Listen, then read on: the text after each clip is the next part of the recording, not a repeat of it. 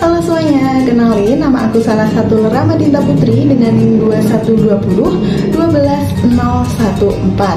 Nah, pada kesempatan kali ini, aku dan juga narasumber yang akan aku wawancarai bakal sharing ke kalian cara untuk mengatur waktu antara belajar dan juga kesibukan yang lainnya. Selain itu juga kita bakal sharing mengenai penting gak sih ikut perlombaan begitu.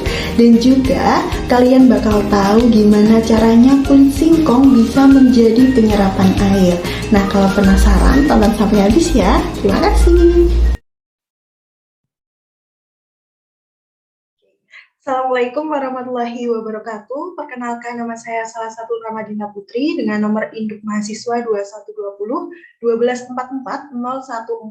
Saya merupakan mahasiswa dari program studi Pendidikan Bahasa dan Sastra Indonesia, Fakultas Bahasa dan Seni Universitas Negeri Yogyakarta. Wawancara ini bertujuan untuk mengetahui cara pembuatan kulit singkong menjadi penyerapan air dan juga sharing-sharing pengalaman dengan narasumber saya. Di sini saya sudah ditemani oleh Kak Sabina selaku narasumber yang saya pilih untuk diwawancarai. Baik, saya persilakan kepada Kak Sabina untuk memperkenalkan diri terlebih dahulu. Baik, selamat pagi. Perkenalkan, nama saya Sabina Fitri Ngapratuni. Saya biasa dipanggil Sabina. Saat ini saya merupakan mahasiswa program studi teknik lingkungan Universitas Brawijaya. Baik, terima kasih untuk Kak Sabina. Nah, alasan saya memilih Kak Sabina untuk menjadi narasumber wawancara kali ini, karena saya termotivasi dengan Kak Sabina yang dahulu pernah mengikuti perlombaan mengenai kulit singkong yang dijadikan penyerapan air saat sekolah menengah atas. Nah, perlombaan ini juga sudah meraih kejuaraan sampai tingkat nasional. Betul begitu ya, Kak? Betul sekali. Nah, iya. Jadi singkatnya, perlombaan yang Kakak ikuti itu gimana sih, Kak? Tentang apa aja gitu yang dipelajari?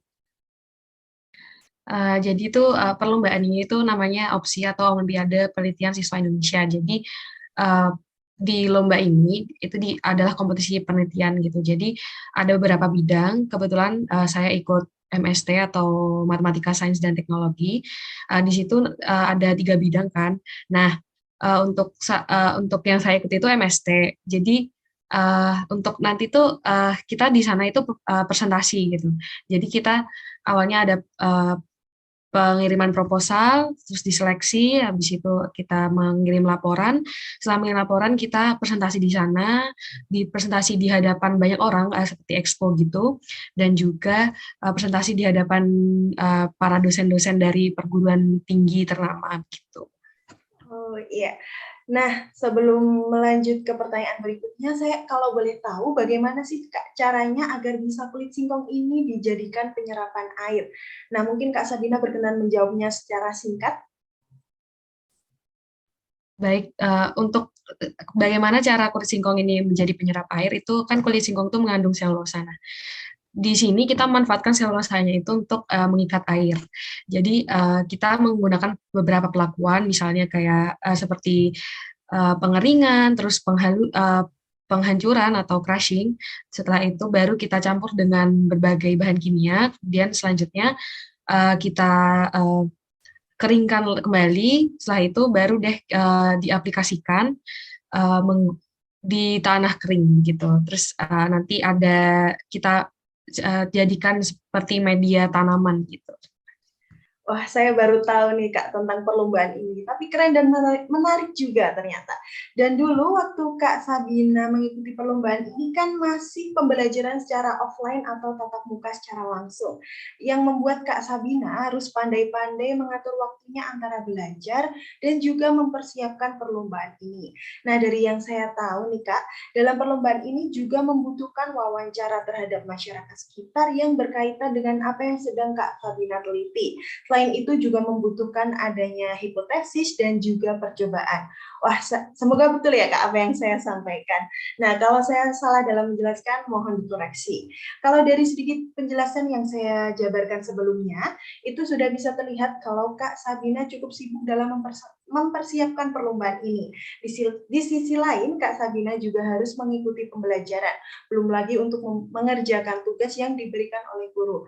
Nah, susah nggak sih Kak cara atur waktunya? Mungkin bisa berbagi tips sama kita, siapa tahu ada yang termotivasi dan mencontoh apa yang dilakukan Kak Sabina dalam mengatur waktu. Silakan Kak. Kalau untuk terkait pembagian waktu dari saya sendiri itu memang awalnya agak sulit ya, karena ini adalah pertama kali saya ikut lomba dan juga saya harus membagi waktu dengan pembelajaran yang mana itu tuh tugas utama saya. Nah, untuk pembagian waktu sendiri itu karena saya berdua adalah saya tuh berdua gitu, kita tim. Jadi tidak apa ya, agak sedikit terbantu begitu. Terus untuk bagaimana cara membagi waktunya itu menerapkan skala prioritas gitu. Maksudnya di pembelajaran kan pasti ada kayak apa ya? Apa aja yang harus dikerjakan gitu. Di penelitian ini juga, lomba ini juga ada apa sih job desk yang harus dikerjakan. Nah, dari situ kita lihat dulu mana yang memang harus segera diselesaikan, mana yang bisa diselesaikan nanti gitu. Jadi mengerjakan sesuatu itu berdasarkan skala prioritas yang ada. Terus juga ada time managementnya, kayak misalkan untuk mengerjakan tugas seperti ini kita harus membutuhkan waktu berapa, itu diberi rincian gitu. Jadi untuk berarti setelah kalau misalkan kita membuat itu, nanti jadinya ke depannya untuk kita berjalan itu tuh kita nggak capek, dan juga kita tuh tahu gitu. Maksudnya kita bisa apa ya, kayak tidak bertele-tele waktunya, terus pekerjaan cepat selesai, dan juga tidak bertabrakan antara lomba dengan pembelajaran gitu. Nah, baik, jadi intinya itu kita harus pandai-pandai mengatur skala prioritas, begitu ya Kak? Nah, semoga yang disampaikan Kak Sabina ini bisa memotivasi teman-teman semua. Nah, terus untuk Kak Sabina ini merasa senang nggak sih Kak dengan kesibukan itu? Dan yang bikin senang tuh apa sih gitu? Kalau untuk seneng sih, karena gini, ini kan pengalaman pertama gitu, mengikuti lomba ini pengalaman pertama, terus jadi lebih banyak tahu, lebih banyak tahu tentang, kan ini saya kan sering kayak ke perguruan tinggi terdekat gitu kan, untuk masuk ke lab dan lain-lain. Nah, itu jadi lebih tahu gitu, oh kehidupan perguruan tinggi seperti ini gitu. Terus uh, jadi banyak pengalaman gitu, bertemu dengan banyak orang, jadi lebih tahu banyak orang tuh seperti apa, menghadapi orang banyak seperti apa, terus juga menambah banyak relasi juga sih, karena relasi itu kan penting ya sekarang gitu, jadi lebih banyak pengetahuan yang saya dapatkan di saat mengikuti perlombaan ini gitu sih, senangnya itu. Saya setuju nih Kak. Jadi kalau menurut saya juga relasi itu sangat penting. Tapi ada beberapa orang yang bilang kalau belajar di sekolah aja susah dan sibuk, apalagi buat ikut-ikutan lomba seperti ini. Nah, kalau dari Kak Sabina sendiri, perlu nggak sih Kak ikut perlombaan kayak gini gitu?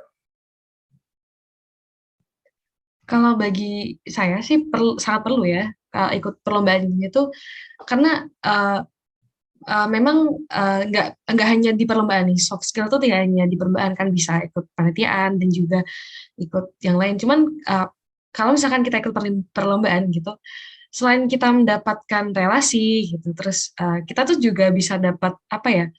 Kalau misalkan menang tuh bonusnya gede gitu. Terus itu sih yang jadi motivasi gitu. Tapi selama ini tuh kayak uh, kita kan ngikutin perlombaan nih. Sebenarnya seru apa ya? Perlunya tuh karena itu sih, kayak banyak temen gitu. Jadi kita tahu gitu, uh, orang-orang banyak tuh, orang-orang di luar tuh gimana sih, sehingga kalau misalkan kita itu tuh bisa jadi pelajaran berharga juga, kalau misalkan kita apa ya, melakukan sesuatu atau kayak membahas sesuatu, itu tuh bisa melihat dari berbagai perspektif gitu. Jadi keuntungannya, perlunya kita ikut lomba tuh kayak gitu. Dimana kalau misalkan lomba nih kayak apa ya? Ya itu tadi apa? Misalkan menang tuh kan nggak penting ya. Cuman kalau sekali menang tuh bonusnya gede. Bisa jalan-jalan juga. Misalkan lombanya di tempat ini, terus kita dari daerah terpencil gitu kan, jadi kayak tambah pengalaman.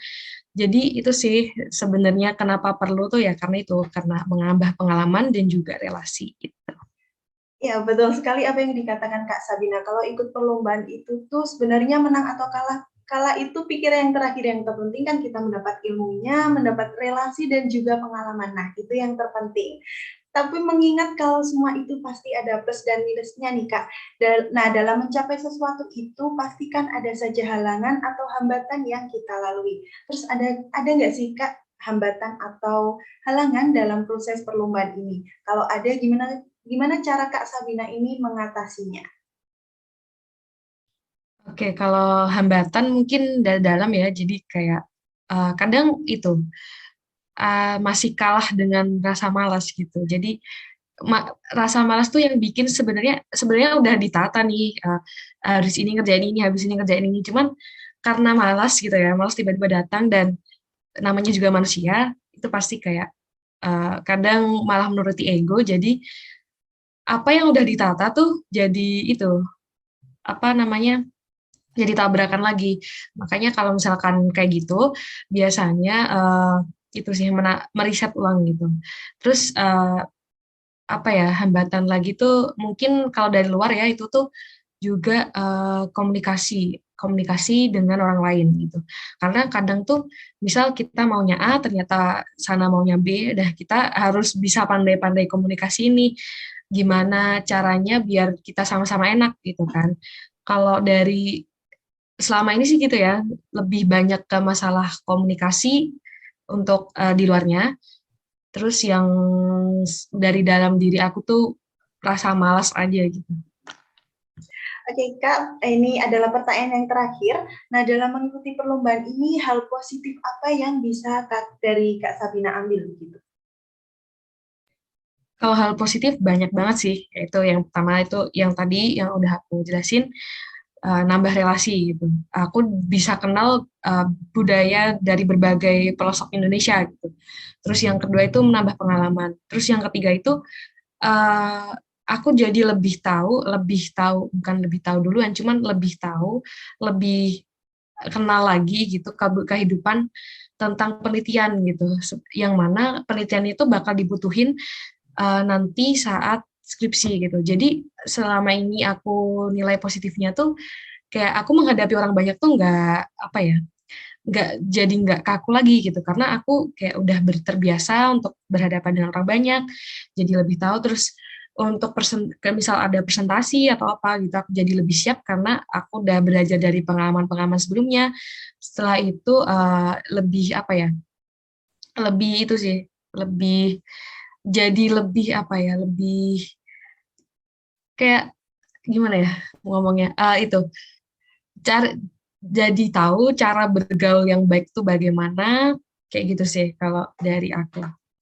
Oke, baik. Selesai sudah wawancara kita pada hari ini. Semoga jawaban dari Kak Sabina bisa mengurangi rasa penasaran teman-teman mengenai pembuatan kulit singkong menjadi penyerapan air. Dan juga semoga wawancara ini bermanfaat untuk kita semua dan membuka pikiran kita semua bahwa mengikuti perlombaan itu sebetulnya penting untuk mencari relasi, menambah ilmu, dan juga siap dalam hal untuk kedepannya seperti yang Kak Sabina sampaikan, yaitu presentasi. Nah, itu sangat berguna saat kita di perguruan tinggi. Nah, terima kasih saya ucapkan untuk Kak Sabina yang sudah meluangkan waktunya dan bersedia untuk saya wawancarai. Stay healthy dan stay happy. Akhir kata, take the risk or lose the chance. Wassalamualaikum warahmatullahi wabarakatuh.